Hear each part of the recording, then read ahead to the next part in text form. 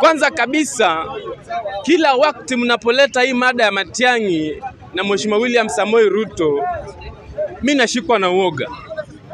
Nashangaa leo hii Wakenya tumesahau yale maneno ambayo Mheshimiwa Matiang'i alitufanyia.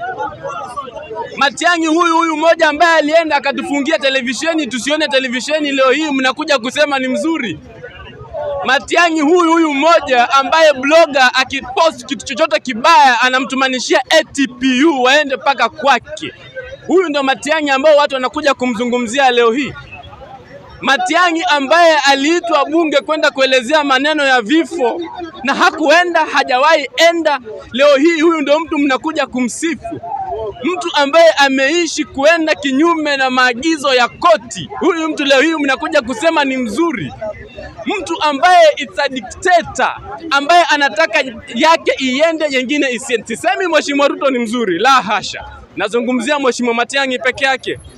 Leo hii tuko na uhakika gani Mheshimiwa Matiang'i akiingia hata zima Facebook, hata zima X, na hata zima televisheni iwapo watakuwa wanatutangazia mambo ya demonstration? Tuna uhakika gani? Tuna uhakika gani tukichora Mheshimiwa Ruto kama cartoon Mheshimiwa Matiang'i atatushika?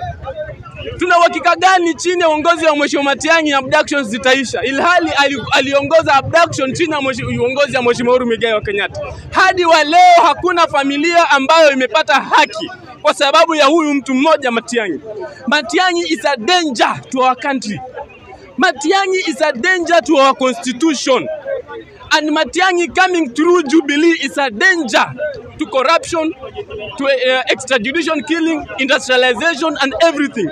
This is one person who we must reject at all costs as Kenyans out of the few bad things that he did chini ya uongozi wa Mheshimiwa William Samoei Ruto. Na yani chini ya uongozi wa Mheshimiwa Uhuru Muigai Kenyatta. Nikikuja leo hii mimi naomba wa Kenya msubiri hadi mwaka 2026 wakati viongozi watakuwa wameingia kwa barabara wanatupatia sera zao. Maraga ameingia, Omtata ameingia, Morara ameingia, Raila and Ruto wote wameingia, watupe sera zao. Lakini Matiang'i should never be part of the equation come 2026. Election 2027. Ni machi hapo.